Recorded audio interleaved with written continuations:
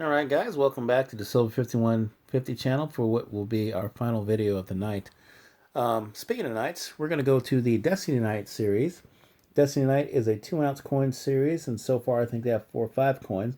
I only collected the first 3 because, I got embroiled in the series, and I decided that, I was just going to collect the first part of most of the series, including Queen's Beast, these right here.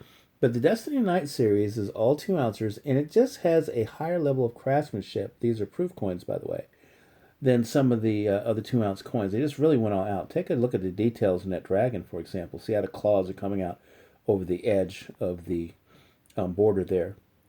And then with the raven, you can see how they, do the designs around it and the feathers and how they really go all out the accent. And this is the front of the coin. These are the verse sides. The front of the coin where you have the knight there who has, things going on behind him, and the armor is very detailed, and the coin is very nice and very proof.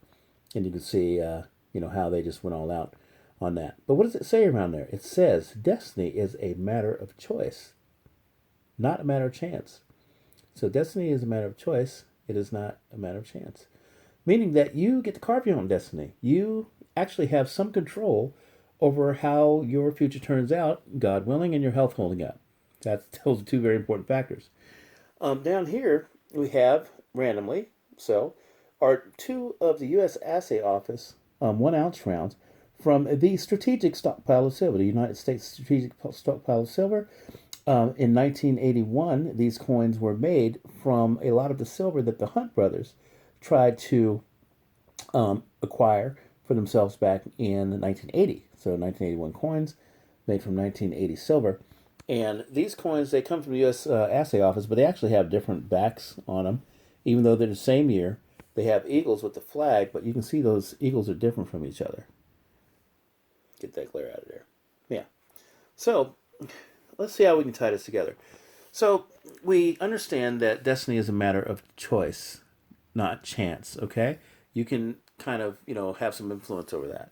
And here we have strategic silver reserve coins from strategic silver stockpile. And you have to wonder, why would they, if silver, was something that they had to control back, 40 years ago almost, why is it something that they would coin, and then put out for public distribution? It's just weird to me that, silver either doesn't matter, or it really matters, or it's readily available, or it isn't available, or there's a limit to it, or I don't know. There just seems to be a lot of controversy going on around it. I just think it's awkward that they would stop people from acquiring it back in 1980, and then all of a sudden make it available for everyone in 1981, as if to say it didn't have a lot of value or something. I'm not going to go on about that. What I will say is that if they were comfortable releasing the silver then there's a reason for it. There's a reason for it. Now, as far as your destiny goes, I truly believe, and I'm gonna hammer home this revaluation thing, guys. Give me a minute to soapbox on this. I truly believe that silver is going to be one of the few investment vehicles that's going to not only transfer any kind of wealth you have from this current system we have, where we have derivatives, we have bank derivatives, we have insurance policies, we have pensions, we have credit, and we have cash, and we have all kinds of cash apps and Bitcoin and cryptocurrencies, and Robinhood and Investopedias and all kinds of vehicles that people can have stored wealth around. But it's all electronic, and it's all questionable. It's all questionable.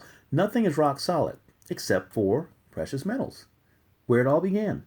All financial instruments that you know about, all the financial activities, these terms that you hear about, fixed rate mortgages and CDs and DVDs, just kidding, those are movies, all stem from the sound money that is in gold and silver, the monetary metals. Now, platinum's become a monetary metal, palladium's become a monetary metal.